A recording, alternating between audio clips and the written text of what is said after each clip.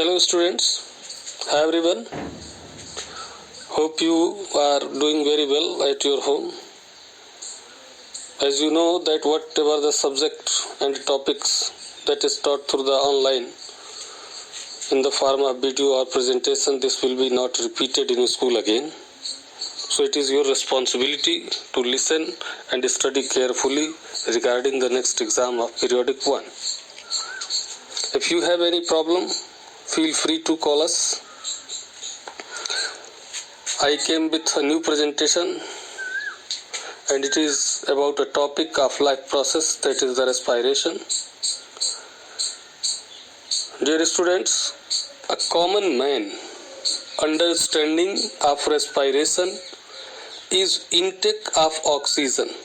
Oxygen means air.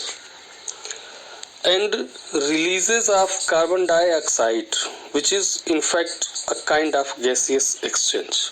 We are talking about a simple man who understand that respiration is intake of oxygen and release of carbon dioxide. The scientific meaning of respiration is a complex process. This involves gaseous exchange, that is intake of oxygen from the atmosphere and release of carbon dioxide.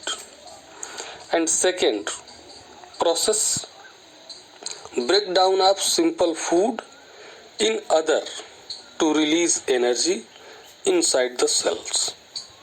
Thus, the two separate processes may be termed as breathing and cellular respiration. In next slide, I will talk about the concept of breathing and cellular respiration. Please listen it carefully.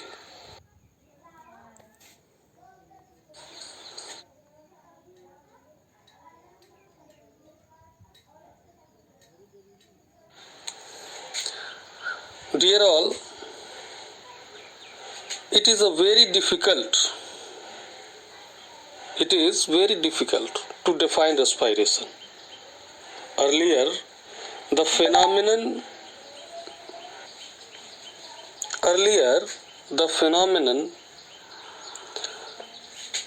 by which oxygen is absorbed and carbon dioxide is liberated from living organisms has defined as respiration.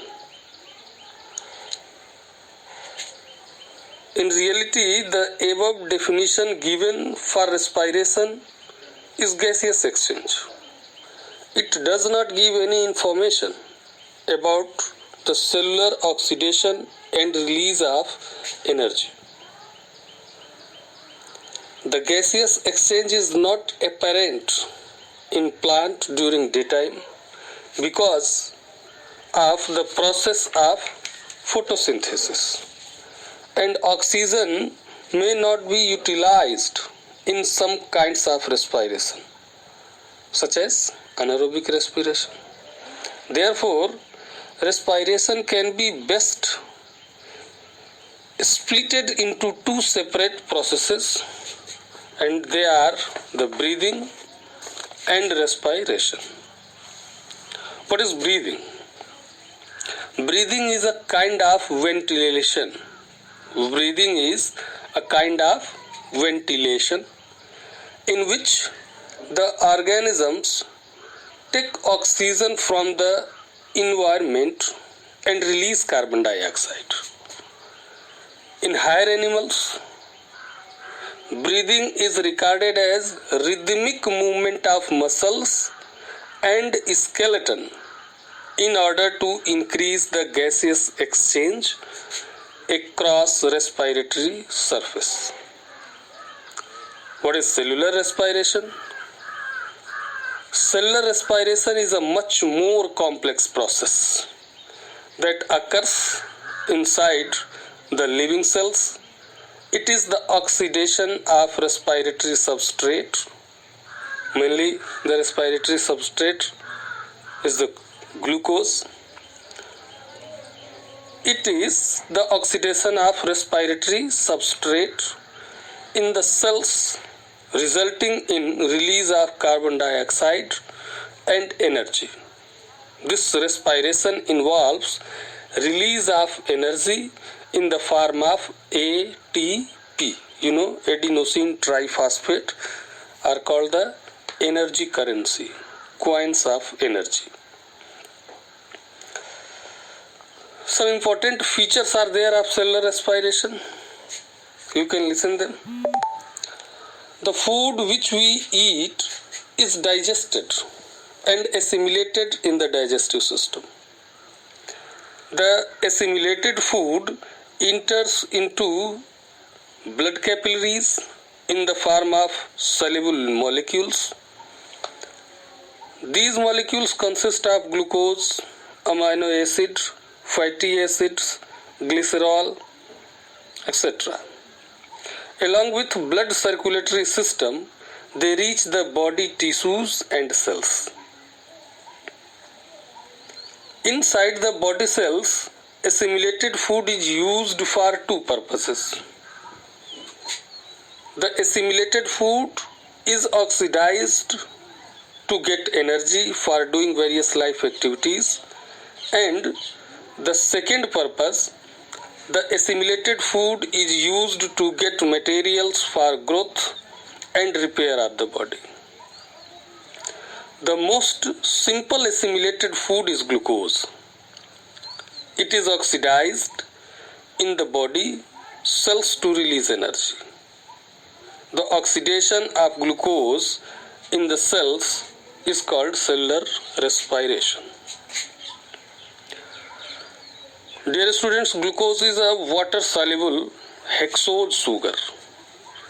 Each molecule of glucose has 6 carbon atoms. The breakdown of glucose in the cells involves many steps. Some of these steps occur in cytoplasm and some occur in mitochondria. The initial step of glucose breakdown occur in cytoplasm and result in production of pyruvic acid. This process is called glycolysis. Glyco means you can say the glucose, glycogen, and lysis means breakdown. This happens in cytoplasm. It is also called EMP pathway. During glycolysis, one molecule of glucose breaks down to produce 2 molecules of pyruvic acid. Each pyruvic acid molecule has 3 carbon atoms, and this breakdown, this pathway is not require oxygen. 6 carbon molecules break down into 3 carbon molecules, and that is the pyruvic acid. One glucose molecule break down into 2 pyruvic acid molecule, and this happens in the cytoplasm. It is called glycolysis or EMP pathway, and this breakdown does not require oxygen. The fate of pyruvic acid is determined by the presence or absence of oxygen. If oxygen is not available, the pyruvic acid breaks down anaerobically to produce either ethyl alcohol and water in case of yeast, and plant cells, or lactic acid. Lactic acid is produced in animal cells. It is a 3 carbon atom hydroxycarboxylic acid. If pyruvic acid, what happened to pyruvic acid further? If oxygen is not available, then it will either break down into ethyl alcohol, and this breakdown will happen in yeast cell and plant cells. Or second thing, if oxygen is not available, pyruvic acid is break down into lactic acid. This will happen in the animals. You know very well that the muscles are capable to do this anaerobic breakdown of pyruvic acid in absence of oxygen. If oxygen is available, the pyruvic acid enters into mitochondria and breaks down aerobically. The process which occurs inside the mitochondria is called Krebs cycle. This Krebs cycle you will study in higher classes. If oxygen is available, then pyruvic acid will enter in mitochondria and break down. It results in complete breakdown of pyruvic acid, resulting in release of carbon dioxide and water. The most important outcome of respiration is the release of chemical energy in the form of ATP. The energy stored in ATP is utilized for carrying out biological functions essential for survival and maintenance of an organism. The molecule of ATP are produced by addition of inorganic phosphate into ADP, adenosine diphosphate. ATP are produced by addition of inorganic phosphate into ADP. Means in ADP, when inorganic phosphate has been added, combined, it will become the ATP. The molecules of ATP are used as energy currency for most of the cellular processes, such as contraction of muscles, protein synthesis, conduction of nervous impulses. These activities require energy, and these activities consume ATP to fulfill their energy demand. All these endothermic processes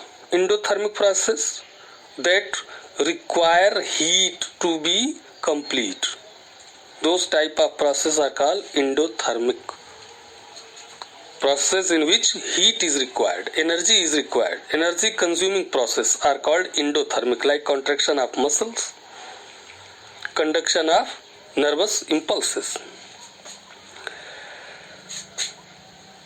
All these endothermic processes need energy locked in ATP molecules in the form of energy-rich phosphate bonds. When the terminal phosphate linkage is breakdown, the energy equivalent to 3.5 kilojoule per mole is released. Means by breaking down of one phosphate bond, 30.5 kilojoule per mole energy released. Okay? If you will listen carefully, I hope you will able to understand. Let's come to the next slide.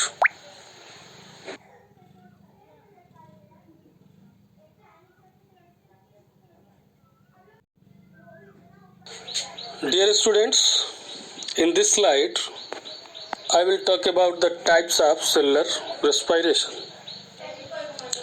Cellular respiration that is oxidation of food, may be divided into two categories depending upon the availability of atmospheric oxygen: aerobic respiration and anaerobic respiration.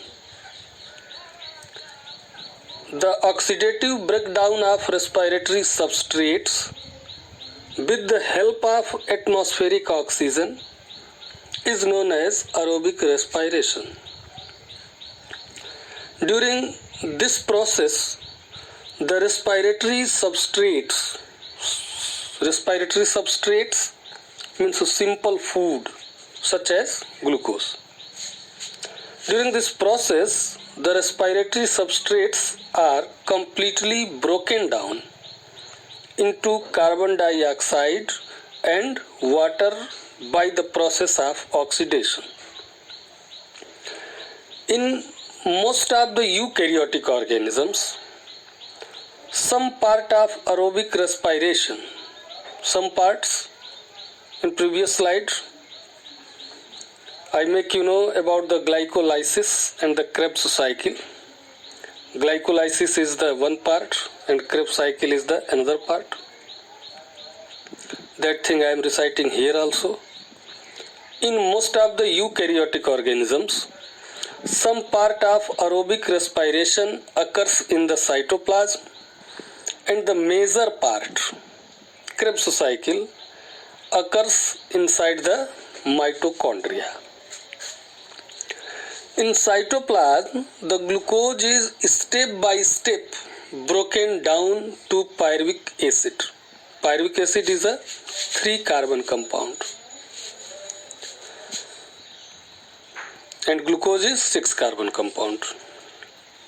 In cytoplasm, the glucose is step by step broken down to pyruvic acid by the process called glycolysis. In presence of oxygen, this pyruvic acid enters into mitochondria where it is completely broken down. The oxidative breakdown results in the production of energy-rich ATP.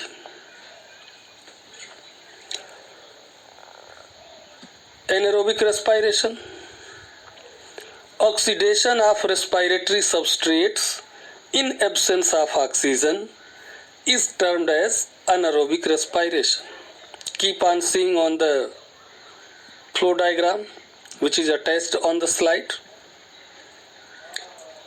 It involves incomplete breakdown of respiratory substrates in which the end product such as ethanol or lactic acid are formed and carbon dioxide is released. As in case of aerobic respiration, the initial breakdown of glucose to pyruvic acid inside the cytoplasm is same. Means in both type of respiration, the glycolysis is same, whether it is aerobic or anaerobic. That takes place in cytoplasm and glucose breakdown into pyruvic acid. That is same for the both type of respiration. Further breakdown of pyruvic acid in absence of oxygen results in the production of ethanol or lactic acid. Anaerobic respiration occurs in certain microorganisms such as bacteria and yeast. These microorganisms get energy in absence of oxygen by anaerobic respiration, in which ethyl alcohol is produced and carbon dioxide is released. You see the flow diagram attached to the slide. The anaerobic respiration carried out by some microorganisms such as yeast is called fermentation. Fermentation is the anaerobic respiration carried out by microorganisms like yeast. You know, yeast is commercially used to produce the alcohol. Alcohol is produced by the process of fermentation. The fermentation is carried out by a complex enzyme, and the name of the enzyme is zymase. Anaerobic respiration also occurs inside the muscles during vigorous muscular activities. It usually occurs during the phase when oxygen gets used up faster than it is available for oxidative breakdown of respiratory substrate. Oxygen used up faster than it available for oxidative breakdown of respiratory substrate. In that case, the anaerobic respiration occurs inside the muscle, and this happens during the vigorous exercise. The anaerobic respiration in muscles is different than that of microorganisms. In this case, the oxidation of glucose results in the production of lactic acid. Anaerobic respiration in muscle involves the reaction that has been displayed on the slide. You can see from there. Now I think you are in the condition to differentiate between these two type of respirations. Let's talk about this. Aerobic respiration occurs in presence of oxygen, where oxygen is utilized. Anaerobic respiration occurs in absence of oxygen. Glucose is completely break down to release end products in the form of carbon dioxide and water in case of aerobic respiration. And in anaerobic respiration, glucose is incompletely oxidized to release the end products in the form of ethanol or lactic acid. Energy released in larger amount in aerobic respiration. Energy is released in lesser amount. In which? In anaerobic respiration. Aerobic respiration takes place in cytoplasm and mitochondria site. Anaerobic respiration takes place in cytoplasm. The mitochondria are not involved. Now, in next slide, I will talk to you about the exchange of gases in plants and exchange of gases in aquatic and terrestrial animals. Dear students, in this slide, I will talk about the exchange of gases in plants. Picture is displayed on the slide. Please magnify it and try to understand. The aerobic respiration pathway requires presence of oxygen. Aerobic organism must have a mechanism to ensure the continuous supply of oxygen. Earlier we have seen that photosynthetic process in green plants needs carbon dioxide and releases oxygen. Photosynthesis. This exchange of gases occurs through stomata. Similarly, the respiratory gaseous exchange. Respiratory gaseous exchange means intake of oxygen and release of carbon dioxide. So similarly, the respiratory gaseous exchange also occurs through stomata. During daytime, the release of oxygen in photosynthesis may be used in aerobic respiration. During daytime, the release of oxygen in photosynthesis may be used in aerobic respiration. At night, when there is no photosynthesis, utilization of oxygen and elimination of carbon dioxide occurs through stomata.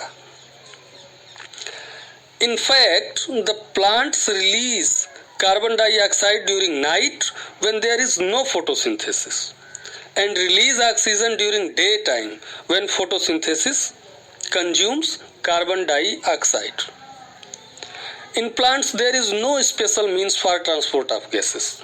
The gases move entirely by diffusion. Diffusion is a passive transport. You used to read in your previous class that based on the concentration gradient. Passive transport in which the molecule move from its higher concentration to lower concentration without involvement of energy. That is called the passive transport. Diffusion is one of the type of passive transport. The large and interconnected intercellular spaces. Intercellular spaces, space between cells, not within the cells, not inside the cell, between the cells. That is called the intercellular spaces. Large and interconnected intercellular spaces in plants ensure that all the cells are in contact with air.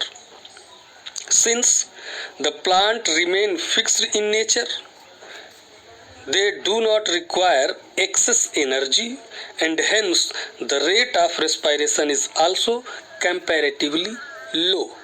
Plant do not move from one place to another. They do not move their body parts. That's why they require less amount of energy. That's why the rate of respiration is fairly low in plants. Now let's talk about how exchange of gases takes place in aquatic and terrestrial organisms. A variety of methods have been evolved in different animals to take up oxygen from the environment and release carbon dioxide into it. Terrestrial organisms are those organisms who live on land, and they have organs to get the oxygen directly from the atmosphere. The aquatic organisms who live in water. The aquatic organisms take the oxygen directly, that is dissolved in water. They have therefore special organs to absorb dissolved form of oxygen. In aquatic animals, the aquatic animals take the dissolved form of oxygen either directly through their skin by simple diffusion or through gills, which are especially designed for the purpose. Since the amount of oxygen dissolved in water is fairly low, the aquatic animals must breathe faster to get sufficient oxygen. The amount of oxygen dissolved in water is fairly low than the terrestrial atmosphere. So the aquatic organisms need to breathe at faster rate. Fishes, for example, take in water through their mouth and force it past the gills. The large surface of gills is lined with blood capillaries, where the dissolved oxygen is taken up by the blood and carbon dioxide is released into the external water. Terrestrial organisms, including human beings, take up oxygen present in the air. This oxygen is absorbed by such organs, which have an increased surface area lined with blood capillaries for the exchange of gases. These organs are usually placed inside the body just to protect the absorbing surface. Examples of some specific organs for gaseous exchange in different animals are skin, trachea, book lung, gills and lungs. Gaseous exchange in fishes takes place through gills. Earthworms use skin and frogs use both skin and lungs for gaseous exchange. Insects have an elaborate tracheal system for gaseous exchange. Human beings have lungs. Students, in this slide we talk about the exchange of gases in plants, exchange of gases in aquatic and terrestrial animals. If you will listen carefully by my dear students, welcome back.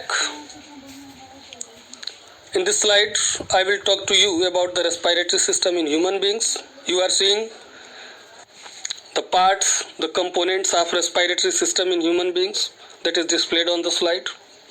Let's begin it. The respiratory system in human beings consists of a passageway for the fresh air to flow from outside to the lungs and for the foul air to return from the lungs to exterior. It includes external nostrils, nasal cavities, internal nostrils, pharynx, larynx and trachea. The respiratory organs include a pair of lungs which provide the surface for the exchange of gases. The respiratory tract of human respiratory system begins from a pair of external nostrils situated at the lower end of nose. Please keep on seeing on the diagram. The air enters through the nostrils and reaches into a pair of nasal cavities. The nasal cavities are separated from the oral cavity by a bony palate, not plate, palate. The two nasal cavities are separated from each other by a nasal septum. It is due to this reason we can breathe in air while we eat. The nasal cavities are lined with ciliated pseudo-stratified columnar epithelium rich in gland cells, so that the inspired air gets warmed, moistened and becomes dust free. The dust particles are entrapped in the mucus secreted by mucus cells. The dust particles are entrapped in the mucus secreted by mucus cells. Nasal cavity is also lined with olfactory epithelium. Olfactory, that has the property to smell, which act as organ of smell. The nasal chambers open into pharynx through internal nares. The pharynx is a short vertical tube located in the head at the back of buccal cavity. It provides passages into which the internal nares and buccal cavity both open to pass the air into it. The pharynx provide passage into trachea or windpipe through a slit-like aperture and called glottis. The pharynx provide passage into trachea or windpipe through a slit-like aperture and it is called glottis. The glottis always remain open except during swallowing. The glottis bears a leaf-like cartilaginous flap, the epiglottis, at its interior margin in the beginning. During swallowing, the epiglottis closes the glottis to check the entry of food into it. Entry of food into respiratory tract can be fatal. It can cause death if food particle entrapped into respiratory tract. The trachea or windpipe is a thin-walled tube that extends downward through the neck and divides into two major bronchi. Keep on seeing on the figure. One major bronchus, bronchi plural, bronchus singular. One major bronchus enters the right lung and the other the left lung. Trachea means windpipe has cartilaginous rings to prevent it from collapsing in between breath. In human beings, the respiratory organs are lungs, which provide the surface for the exchange of gases. Each individual has a pair of lungs.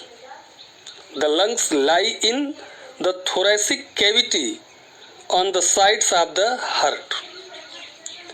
The thoracic cavity is separated from the abdominal cavity by a muscular partition, and this partition is called diaphragm. Each lung is enclosed into two membranes, and those membranes are called pleura. Each lung is enclosed into two membranes, that is pleura. Within the lungs, the major bronchi further divide into secondary bronchi, which subdivide into smaller tertiary bronchi and finally into still smaller bronchioles. Each bronchiole divides into alveolar ducts, which enter the alveolar sacs. Bronchi and their branches give the appearance of a bunch of grapes. The alveolar sacs are also called alveoli. Alveoli. The alveoli have a very thin wall composed of simple, moist, non-ciliated squamous epithelium. It is closely surrounded by a network of blood capillaries. You will be surprised to know that the surface of alveoli is very large. If this surface were spread out, it would cover about 80 meter square area. 80 meter square area. The large surface area available for exchange of gases fulfills our requirement of oxygen. Moreover, the pigment hemoglobin present in the RBCs of blood adds an efficient supply of oxygen to each and every cell of the body. Hemoglobin is a very important respiratory pigment in our body. Imagine such a situation if instead of hemoglobin, simple diffusion were to move oxygen in our body, it would have taken 3 years for a molecule of oxygen to get to our toes from the lungs. If hemoglobin will not be there and only diffusion is the mode of exchange the gases, it would take 3 years for a single molecule of oxygen to reach to toe from the lungs. Thus, we are really very lucky to have hemoglobin in our blood. The voice box is also called larynx. It is an enlarged upper part of trachea.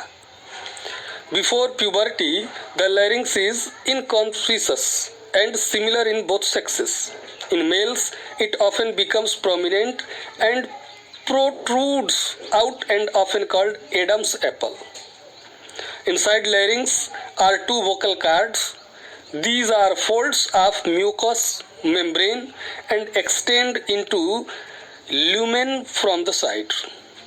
Vibration in vocal cords result in production of sound, which is altered and converted into speech with the help of buccal cavity, soft palate, tongue and lips. Students, if you will listen it carefully by magnifying the figure, I think you will able to understand.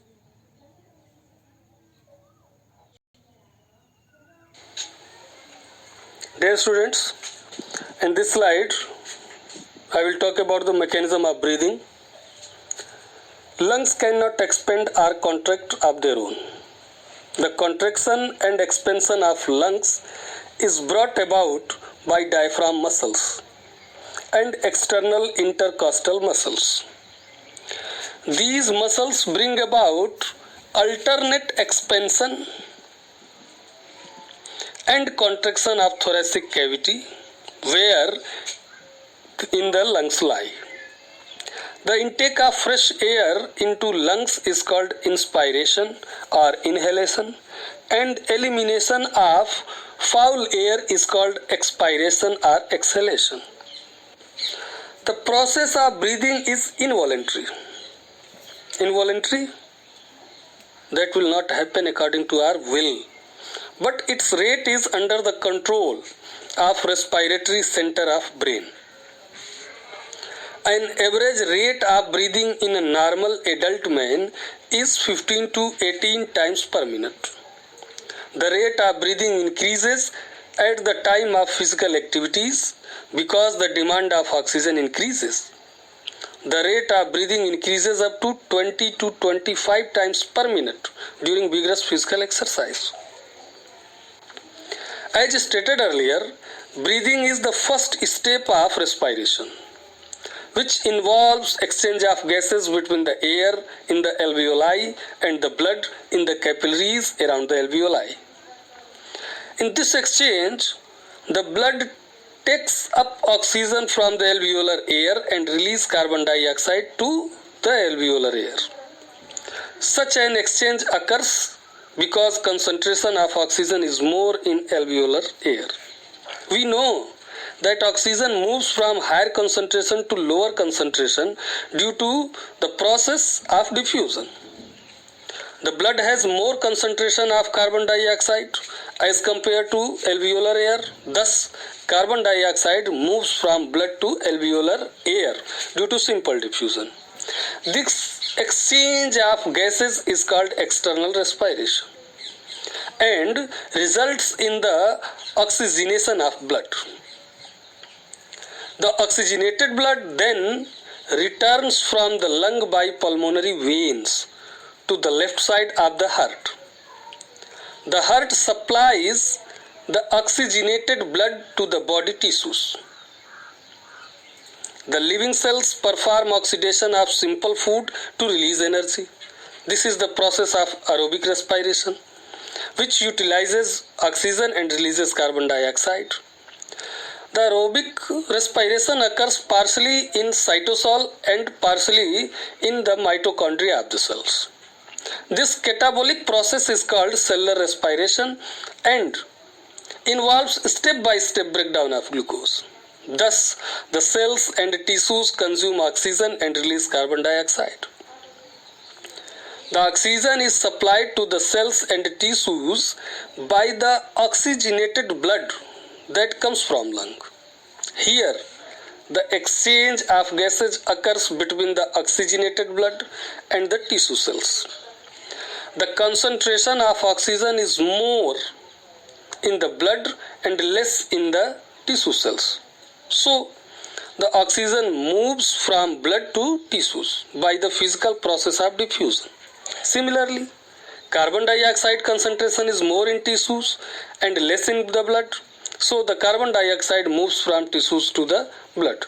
This process is called internal respiration. The blood now becomes deoxygenated. Students, as you know, this was myself Girish Kumar Singh speaking with you to make you understand the topic respiration that belongs to your 6th chapter of science and first of biology, life process.